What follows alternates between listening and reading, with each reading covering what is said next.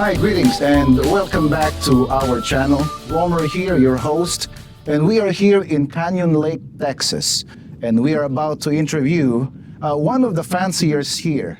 That his father used to be an Army, United States Army, who trained racing pigeons or pigeons, homing pigeons, and utilize their homing ability to come back home or go to the loft where they are stationed at to send messages from the soldiers in the battlefield to inform the headquarters to know what is happening in the field. And we are fortunate to have this opportunity meeting Mr.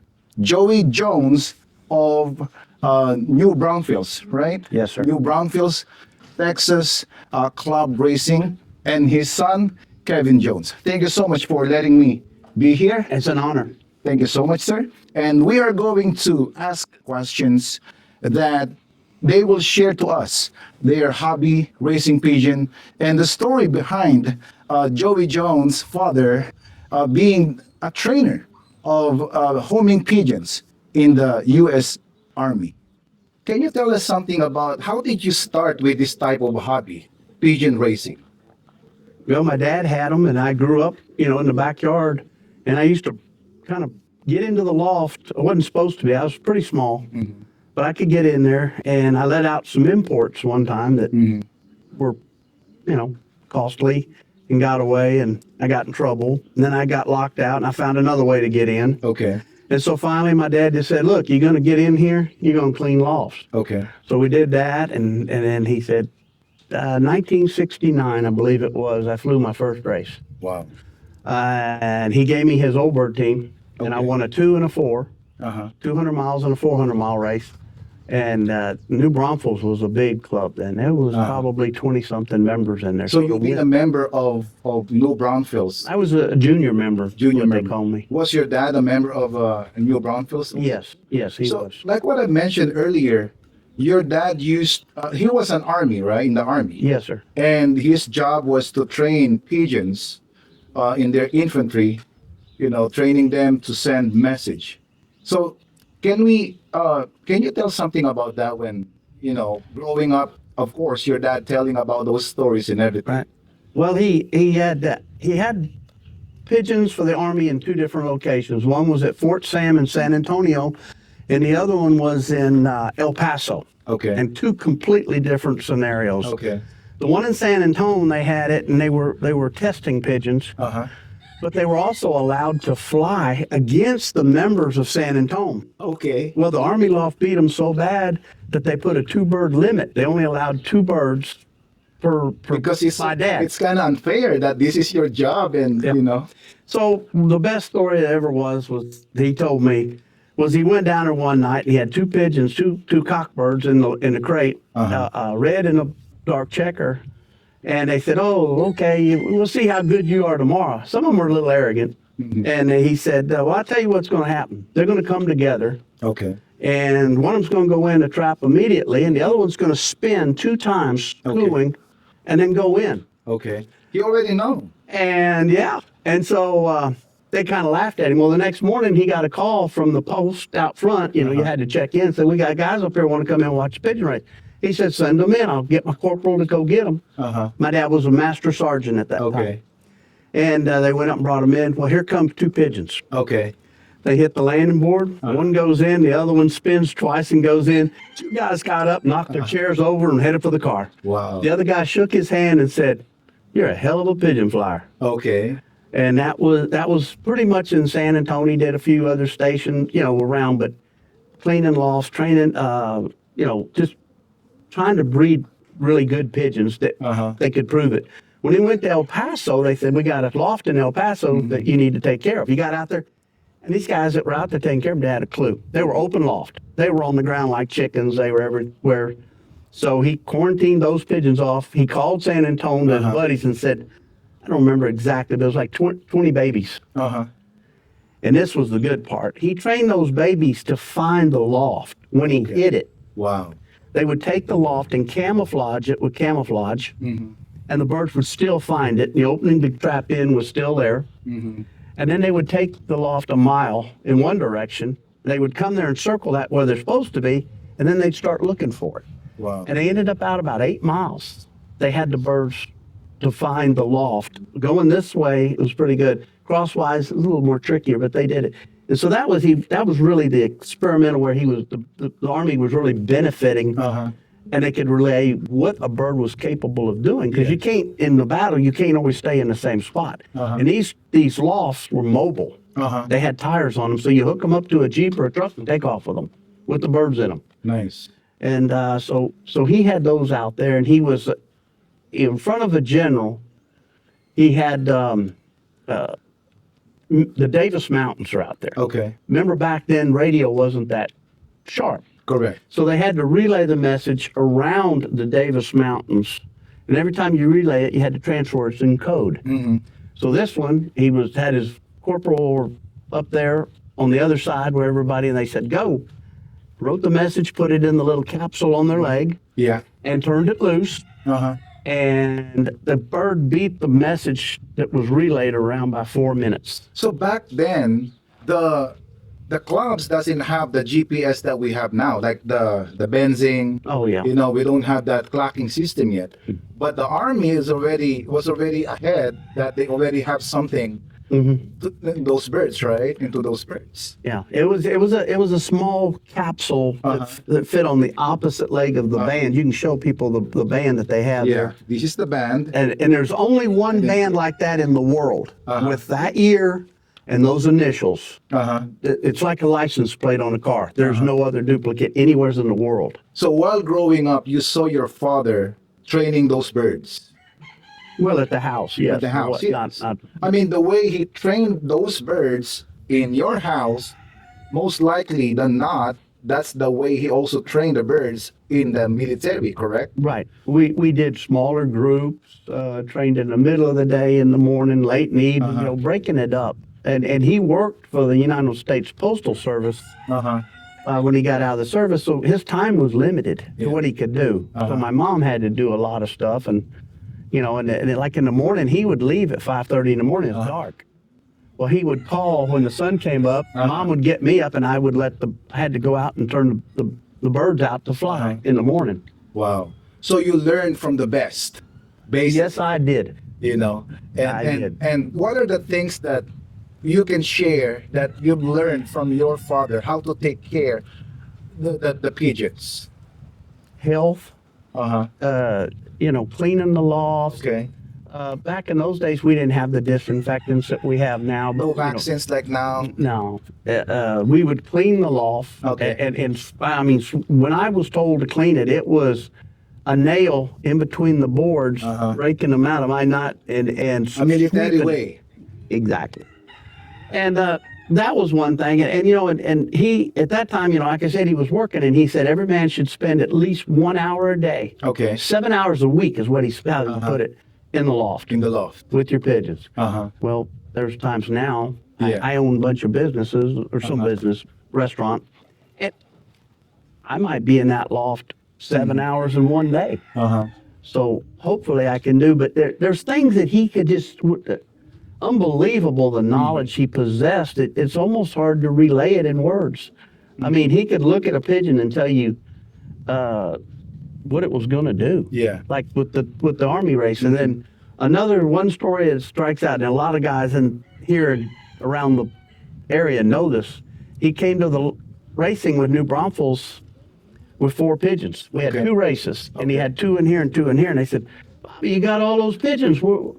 How come you only shipping 4? And he said, well, the others ain't going to win. And they said, what do you mean? He said, how do you know that? He said, well, these 2 are going to come together in the A race, and they're going to take first and second. Nice. That's pretty cocky. That's a really good prediction there. And then the other one, he said, this one will win the race here. And the other one, it's coming along pretty good. He'll probably be 4th or 5th in the club. Okay. So the next day, they come in, they figured the race. And they said, did you get 2 on the drop? He said, yes, sir, I did. And they figured the race. He took 1st and 2nd with that one. Nice. And he took 1st and 4th with the other one. Wow. And some of the old timers that are still flying were there when he made that comment, including myself. And it sticks with them. You know, that's a lot of observance in the loft. Like you see a pigeon that's just energetic, just bouncing around and full of ready to go. That's the bird you want to count on. You know, in some respects, yeah. Sometimes you've got these hens and they're sitting on eggs real tight, and you go in there to mess with them, and they'll fight you off and stuff. Yeah, they're ready to go. Correct. You know, a lot of people just ship pigeons to be shipping them. You can we usually start at 100 miles, go to 150 miles, then 2, and then back. Walk it out. And some of the first races, if you haven't trained a lot, you use these races to set your birds up for later races. Okay. So how do you motivate the birds, though? I mean, let's go for the young birds. How do you motivate them? My young bird loft is this loft behind us here, and we already have about 20-something. Kevin gave me some the other day, and we have some that we call it weaning the birds. And so we take them away from the parents, but we make sure they're eating and drinking on their own. Okay. Phyllis sits in here twice a day and hand feeds them. Okay. So they get used to us. Okay. They trust us. And they come for the love of the house, the young birds do. Yes. They love this house, and we just take care of them really good. And that is the motivation there, right? That's about, you can do different things, but I don't in young birds to motivate them. Old birds, that's a horse. That's a given already. But the question with the old birds, do you use widowhood technique? I'm as close to true widowhood as anybody flies. Like the old timers, they flew strictly the males and not the hens at all. Okay. For the old birds. I fly both of them, the males and the hens. Okay. But the males are set up where they have their own bowls, and we'll probably look in there later on. I'll show you, and the doors, and so they're in there and they're by themselves. And the night before the night you ship them, you turn these pigeons loose, these hens in with them, and it's like, man, I haven't seen my girlfriend in a week, and they get all excited. It motivates them. That's nice. And the hens are too. So, Mr. Joey, knowing that, because I already know that you have developed already, right, the Jones family loft, and we're gonna discuss that with Kevin later. But before we go there, do you remember the strains that your dad started before to develop until you have it now? I'm sorry to say I have none of the old original family that I can remember, and those were names. If people don't know this, the bird's strain name is, like, say, Bastine. Yeah. This was a man's last name. Yes. If he had Sions, the man's name was Paul Sion. Jansen was the Jansen brothers. I think the only place that was named after the location is Trenton. Correct me if I'm wrong. That's the name of the town up there. Yes. And you're correct there. And there's a lot of, like Jones Family Loft, we take a blend of pigeons we have brought in from around the world and worked with them, combined them, and developed them to perform for us. I ask about that because people are so into strains and everything, but what many people forgot is the ability to do a selective breeding, the knowledge. The strain will be there, right? Right. Like what you mentioned, you don't carry those old bloodlines anymore up to now, but the important is the knowledge that you acquired from the best of the best. Right. Well, size is one thing. Like up the east, they fly a lot of larger pigeons. We're down here in the heat, the headwind, a little bit smaller bird, and then their wings fit the proportion of their body. Correct. And my son Kevin is probably renowned in the state of Texas, if not around, as being a master breeder. And it's something. The old timers used to tease me and say I was a skipped generation. It skipped me because I couldn't breed. But back to your original story, they were Bastines, Stasser, Soffel. I don't even know of any Soffels. Sions, we did not have any Sions. Those old bloodlines, all right? Yeah, the old stuff, and we found through the years is they're slower. Okay. They have a slower wing beat than the newer pigeons. Okay. The birds have developed for speed, Uh-huh. and so. But we deal with so much. So basically, you grew up with your father learning these techniques, this knowledge about pigeons, and obviously you caught the pigeon bug. Now. Oh yeah. And Yeah. then Kevin is the third generation of the pigeon racing, right? Yes. So Kevin, can you tell us something like when you were growing up, seeing your dad racing and everything? So, and knowing about the sport, what are the things that came into your mind? Like, what kind of hobby my dad is get into it? Like, Yeah, I don't think that really crossed my mind because You just fell in love also. I thought it was normal, 'cause Okay. I was just born into the pigeons, so Yeah. I never really thought it was at that time it was a weird hobby or anything like that because that's all I knew. So you met Yeah. your grandfather, of course, right? He passed away when I was 6 months old. Oh, okay. I'm sorry to Yeah, hear that. So at least the stories, the knowledge, and Right, lots of stories, even from the guys in the club growing up. The stories about my grandfather. they know him and stuff like that. everything, and then they shared it to you, Right, and then that's where the passion kicked in, also, right? right. So, like what we mentioned, even though Joey and your grandfather Bobby, right? Bobby. Yeah. Bobby did not manage to keep the old bloodlines, but the knowledge of breeding them, selective breeding to produce the best of the best, you kept it. Yeah, which is interesting because a lot of people that have known me since I was real young say that the way I look at birds and the way I selectively breed them is more like my grandfather, but I Yeah. never even It's natural. right. Where I would say my dad is way more into the racing side of birds. He don't get me wrong, he's very good at breeding the pigeons Okay. as well, but you can just tell his passion is breeding the pigeons. Okay. And I remember even being real young, probably 5, 6, 7 years old, and we'd be in the backyard waiting for birds on race day. Yes. Was Was it here already? Right here, right? yes, sir.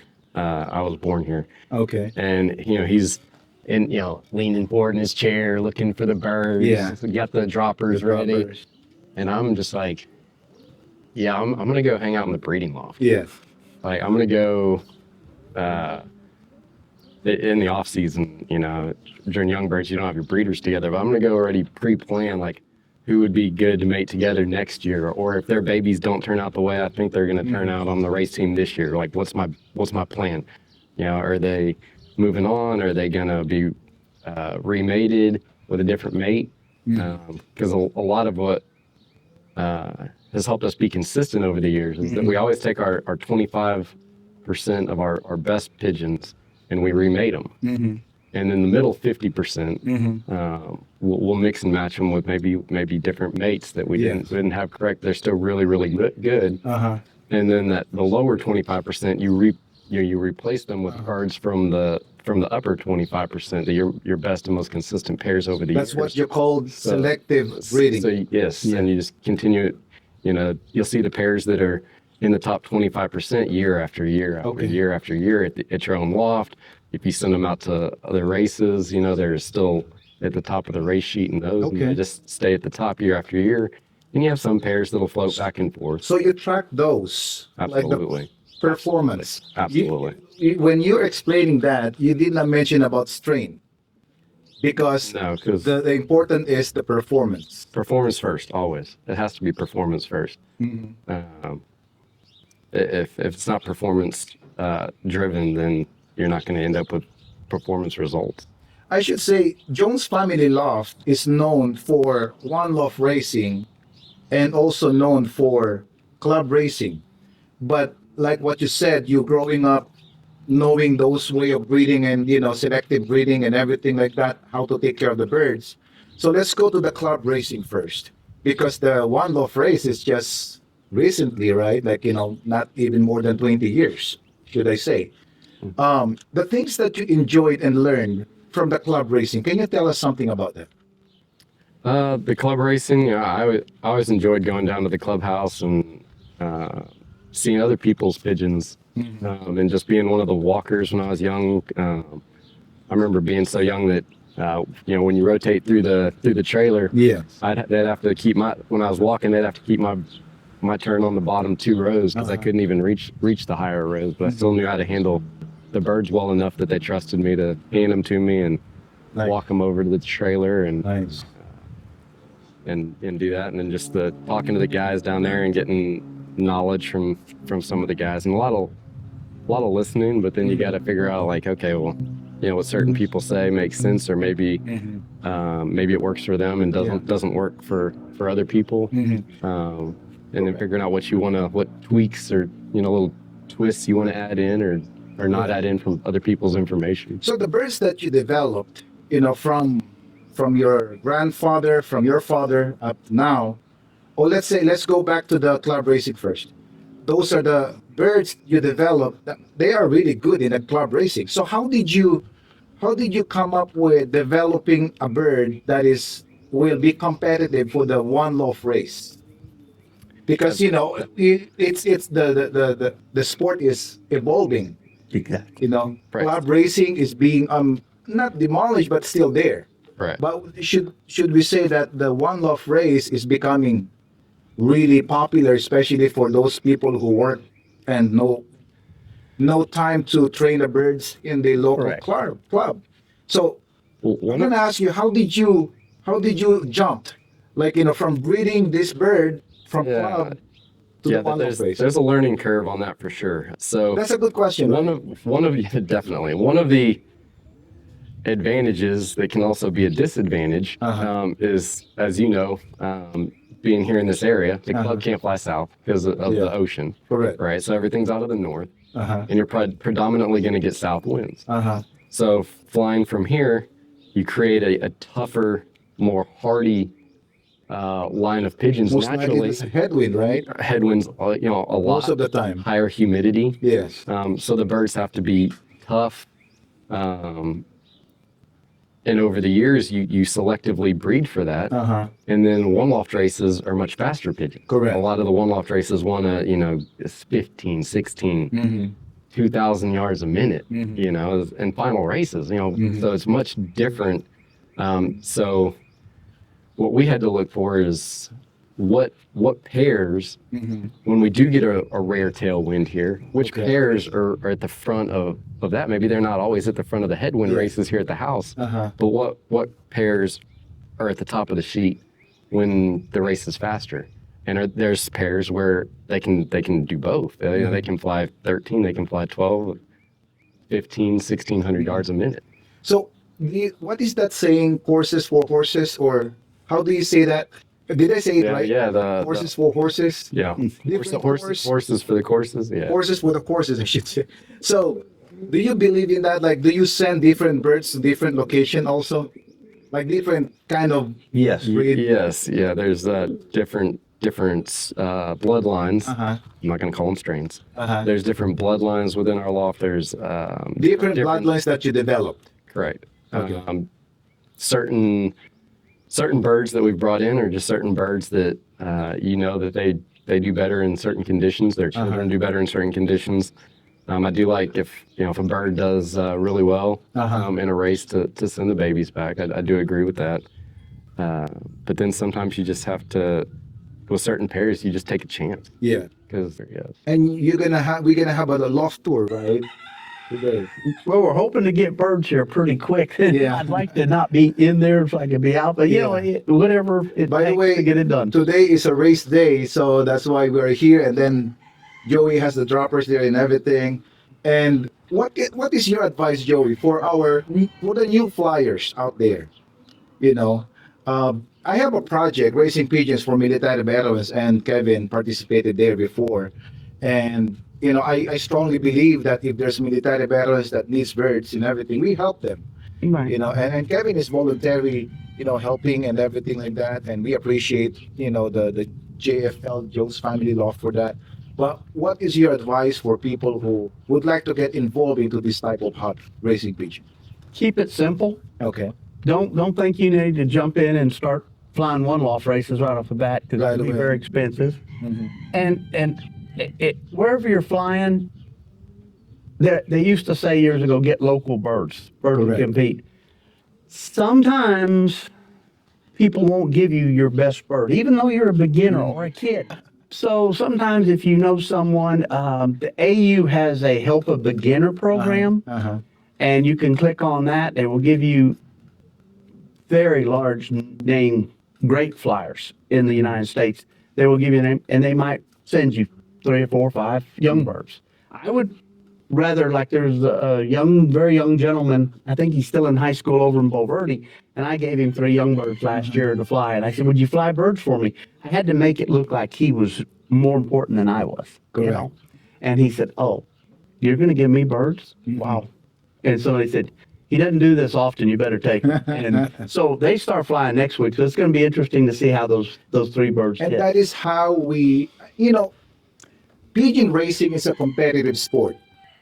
But, we like to help people, especially those who would like to get involved into this hobby. And especially we want the club racing become more stronger again, like way back before. And we can do that by helping those new flyers, right? If these beginners don't win, lose all their birds and stuff because the old timers didn't help them, tell them, just ideas of what to do, how to start it. Well, Correct. They're going to quit. Correct. It's like playing chess against a master. Correct. If you get beat every time by 6 pieces, you're not going to keep playing. And so it's hard to start in with old birds because you got to remember some of these birds are 4 or 5 years old. Correct. They've been down the road many times and they're really good. But young birds, everybody's on an equal keel, pretty much. You've got young birds, he does, I do, and so we're on an equal keel with the young birds there. It's a little bit more. Have good feed. Don't skimp on your feed. Get a good quality, clean feed.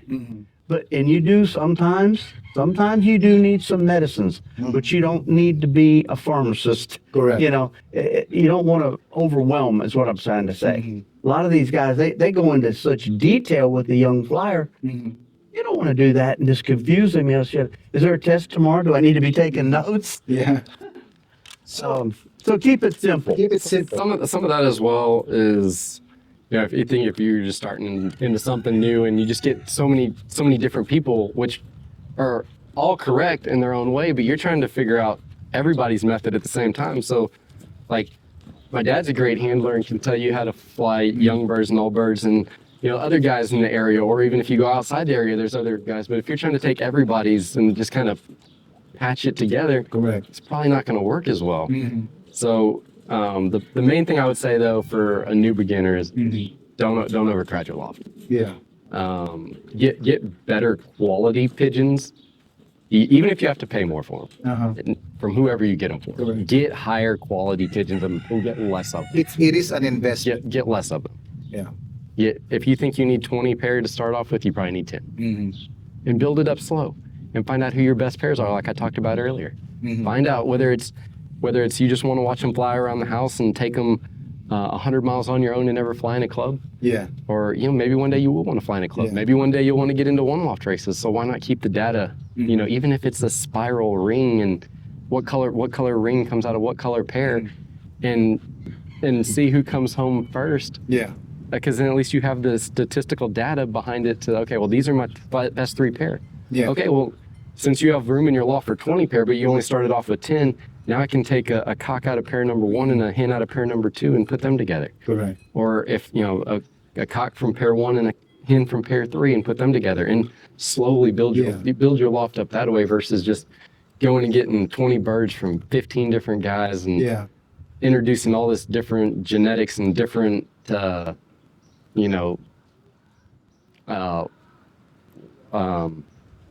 loft, the birds from different That's what places. I'm saying to I have a friend. I'm not gonna mention where he's located, okay? But he managed to acquire some birds from you. And his problem is he acquired the pigeon bug. And the problem is, it's not a problem having a pigeon bug, but the problem is you already have 500 birds, Oh my God. and he keep on still buying birds. And I keep on telling him, try those birds that you already have the JFL, you already have this, you already have that. Try them first, and erase them. And I keep on still seeing him to the waffle and beating in the best pigeon, which is from McLaughlin's loft, best pigeon. Yeah, they do a great job, Frank and Guy. Yeah. I've known both of them for a really, really long time, and they do a phenomenal job with just the professional level of their that is website. And they do a great Well, job. thank you so much for the interview, Kevin. Thank you so much, Kevin. And thank you so much, Joey. Yes, sir. And Mr. Joey Jones will give us a loft tour to his wonderful loft here in his here in Canyon Lake, Texas.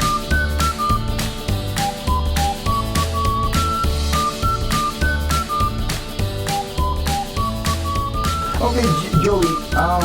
So what is the loft that you're gonna show us first? Okay, this is what we refer to as our young bird loft. Okay. And it gets them away from the old birds. They have to learn to eat and drink on their Okay. own. We go real slow with that. You can really hurt a bird by rushing them too small. But we have found out that the younger you train them, the better they learn, the faster they learn. So this here is four compartments. Okay. And it's a combination of this right here was my dad's last time he flew pigeons was out of this loft right here. Wow. We transported it on a trailer up here. We sat it down, and then Kevin and my wife and I built from this wall on. We added that. So this loft was owned by your father. Yes, sir. And it was owned before him by a gentleman who was a great flyer back in his day, was Alois Reininger. And he developed cancer, and he really liked my dad.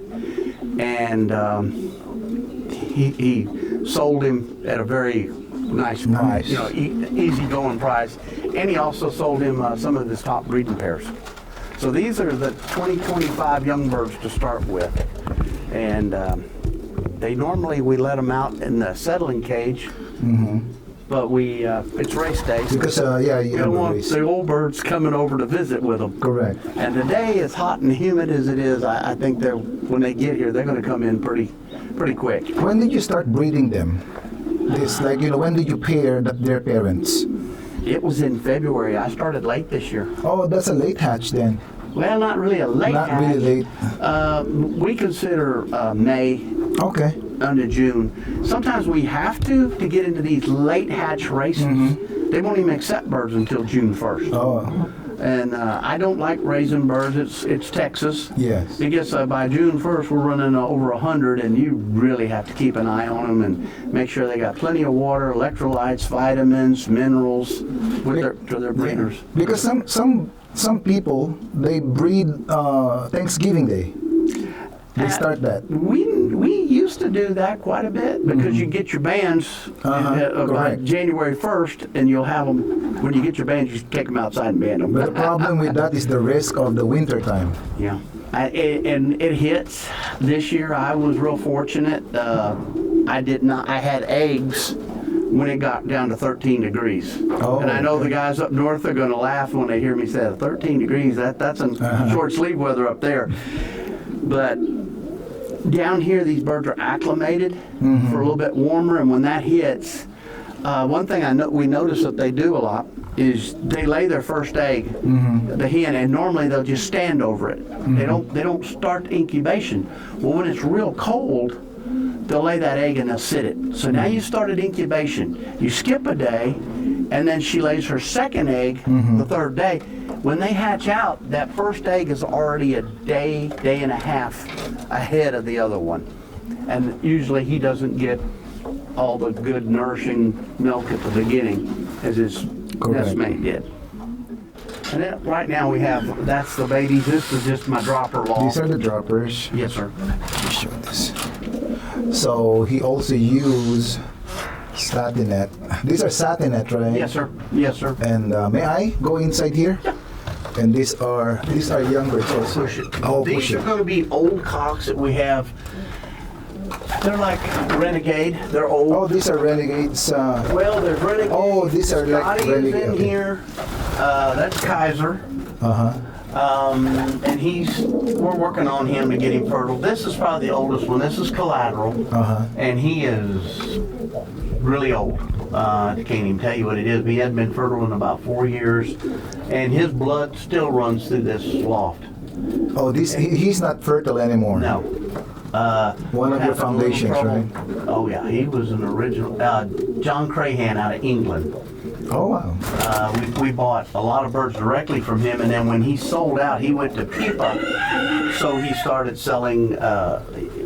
We kind of cherry picked, let's put it that way. Mm-hmm. And then we did buy some on the Pipa auction. Kevin does that. I don't buy on Pipa. I don't know how. And this is Renegade, the one that he was holding earlier. Yes, that's Renegade. What can you tell about this unique color? Like, this is a blue bar, what do you call that? Grizzle. Grizzle. I can raise any color grizzle. I don't plan it, but I come up with some of the strangest. Last year I had a grizzle opal. This is nice. When he grab him molded out, he was just a regular grizzle. He lost all the opal in it. Do you mind if you grab him, this one, please? This is Eagle. This is actually my grandson's fur. Nice. And It's a unique color. Oh, he does, and you know he's got the. It's actually, if you look in here, he's more blue bar. Yeah, half then here is he's blue got- bar, and then half is The grizzle and grizzle. You know, and he does not like to be handled at all. That's what I like with the pigeon. That it's a good characteristic. Oh yeah. Now you're gonna be my cameraman. Okay. Wow, I like this one. And the year of this, He's a 20. 20. So 5 years old. He was. He's just back here. Sometimes we have more hens than we do cocks, and sometimes we have more cocks than hens. So his mate from last year is being made into a different cock this year, but the babies out of him flew really, really good for us last year. Look at guys the color of this. This is so unique. Half grizzle and half blue bar. Got my attention. Yes, sir. It's really nice. And that's what I like. The birds that don't want to be held. Oh, he is. He's that way all the time. Nice. Now watch him. He'll hit and strut right away. Raising King. And this one is the oldest one. That and he's showing his age. That's Collateral. Yeah, and you can tell he didn't even, budge like His days when I are grabbed him. numbered. He's just getting old. He doesn't. They leave him alone. He sits in his perch and he comes down and eats and he drinks and. But the quality of the wings still there. The best flyer I've ever owned for national awards was Collateral Damage, Collateral, right? and that Collateral Damage is his son. Pure yellow eye. I like that. I like the wings. He has the quality. It's just that you can tell he's You can old. tell he's losing his body Yeah. a little bit, and he's over there. See, he didn't hit and Raising King. Nice. Yeah, you want to take that back? Yes, sir. I'm not very photogenic, but I'm not either. And then your race birds are in the other side, right? Yes, sir. The old bird The old bird. race team, and we Okay. can go look So at we them. can go there. Yeah, there's no sense in having 20 young birds running the whole thing, and then keeping up with them. So we just put them over here, and they'll be the first decent day. I just put some of these in here day before yesterday. So they got at least 7 days to be in a settling cage. Okay. At least 7, preferably 14 days, Nice. and then I'll. So this is your race team, right? Yes, sir. There's 6 compartments to this loft here. It's what we refer to as the old loft. Okay. So you're using benzene. Benzing is There you go. The cloth Nice. is underneath it. My wife makes all of the boxes. There's another box out there that we put it in. Keeps them out of the weather. You got all the cords and stuff tucked away nice and neat. That is nice. No, she's a heck of a carpenter. So is this the breeding loft? Yes, sir. This is section 1, 2, and 3. These are like more of the grizzles. There's a grizzle hen And you there. even have that, what do you call that, the dove Oh yeah, we found those on the side of the road. She did, and they were little bitty, and we raised them from real small. You rescued them, huh? Yeah, rescued them, and they're still with us. So this is the race team, and we're not really gonna go inside yet, or we can just pick, right? Yeah, you because if these birds it's hot enough, they're going to come down and pretty much come in. This is what I was talking about earlier. This is not conventional, but this is what I call my widowhood loft. this is the widowhood. Yes, sir. And the boxes, they slide back, the nest front slide back and forth. You can drop the trap, you can drop the front, you can lock them where they can't get in at all. And they've only been on widowhood 1 week, so they're still, I wouldn't say it's new to them because most of these guys were in here last year. But it's new to them this year. So this is next week they will do much better. This is the way the old flyers. Should I call old flyer like a veteran flyer? The old timers. The old timers in Europe flew nothing but widowhooder. In the 40s and 50s. They didn't even fly the hens at all. Nice. And so all the champions. That is the motivation. In Belgium was cocks. They were all champions. And it wasn't until later. They used to fly Barcelona, which is anywhere from 650. He's a story in himself. He was a champion bird last year going into the last 2 races to go, and we got a phone call. He was up in Land Passes. He'd hurt his wing. I tried to bring him back this year, and he was always late. So he has a wing problem, but he hit a wire or something. Oh. So he's just in there keeping the girlfriend happy. Nice. So ventilation is important. Look at this. Oh, I got plenty of Plenty of ventilation. We got sunlight, sun deals, and lighting in. And Joey used hay, right? That's just a nest bowl down there to keep that. The cock that belongs down there is out, and the hen is out flying right now. Yeah. And this is just unique. You asked about solid floors. This one's a solid floor with corn cobs in it. Corn cobs. It just makes my life a little bit easier. I don't have to mess with it so much. Correct. Everybody likes wire floors.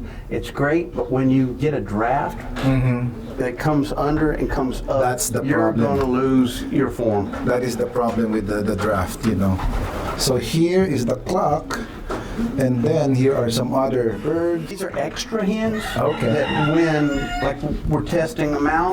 In other words, you got one cock here that you really want to make to these 3 hens. You go around here and around here and around here, and it's really easy because if you take his hen away, 3 days later you can give him a new hen. He's happy. Okay. He won't fight her or nothing. Are these flyer here, or some of them are prisoners? There's a couple of flyers in, but there's some prisoners in here that have come back from one-loft races that we want to incorporate, but they're really young. Yeah. You want to get them as young as you can going because you're just excited about it. Correct. But and you keep your records. Oh yeah, that's where who's in what box, and this is we refer to this as the old feed room, and it's pretty much just for over here. It's got feeds, and you mix your feed, huh? At times I have as many as 14 open bags of feed where I mix it. And that's all grits there.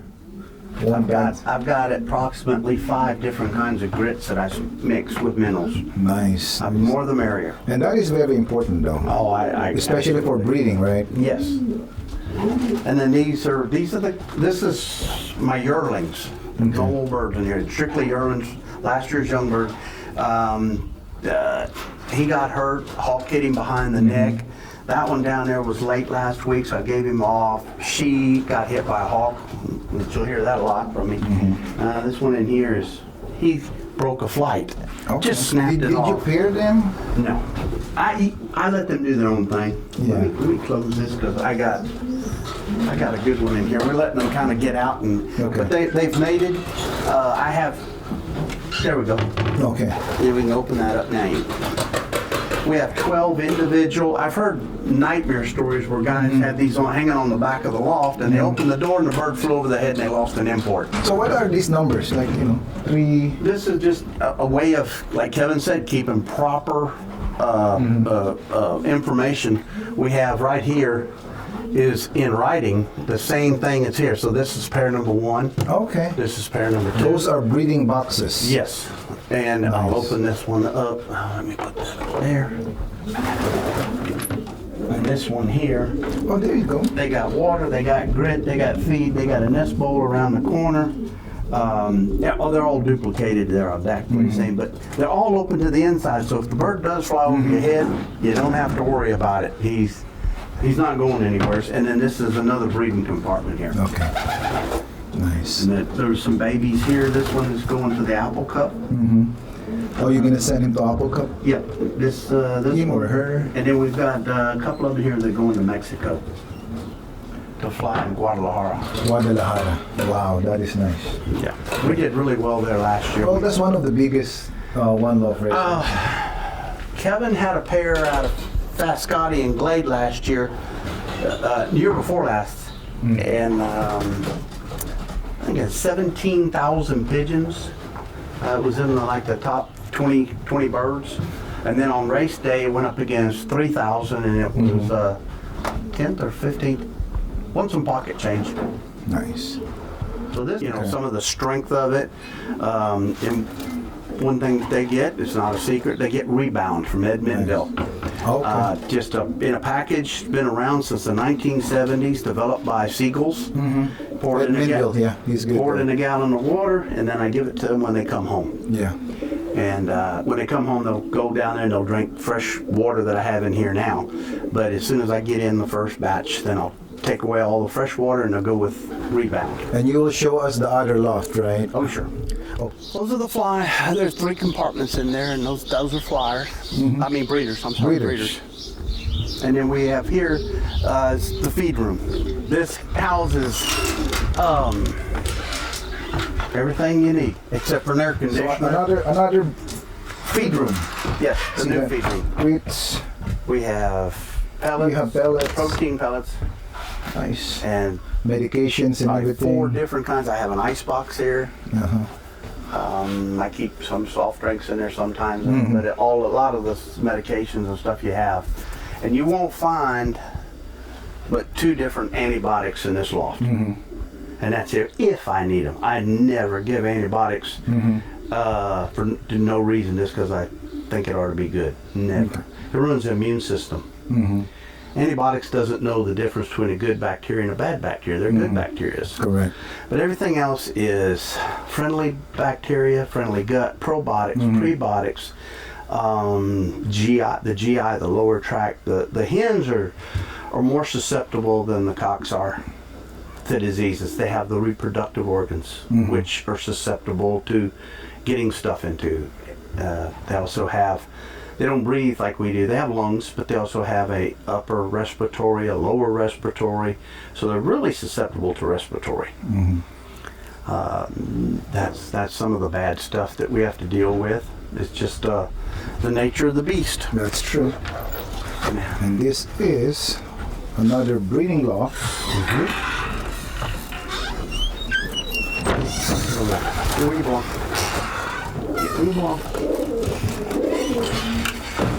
A lot of grizzles in here. Grizzles. We like to breed a lot. See that's kind of my new thing. Yeah. I've had for about 8 years now. Trying to breed the super one. That hen's a phenomenal. She goes back to the old. We talked about old strains a while ago. The peppermins. It's Peppermans. Peppermins. And you don't find them anymore, and that's the last I managed to put This one? these together. Yes, there's a few in here, but it's hard to find them. Do you have a golden mat in here? Gold Mountains, absolutely not. That is a Bill Miller thing, right? Yeah. So His partner bought into it mostly. Yeah. That's what Bill has. and this grizzle, what is the bloodline of this one? It's a JFL already? It's just JFL family. The grizzles, I never ever look for a strain on grizzles, ever. A lot of these birds, their parents were bought in one-loft races, Okay. where you, after the race, you own that bird. Correct. No matter how it did, you've got it. But she has a little bit of the peppermint line in her as well. This is some of the new stuff. This is the Joseph Tonnet.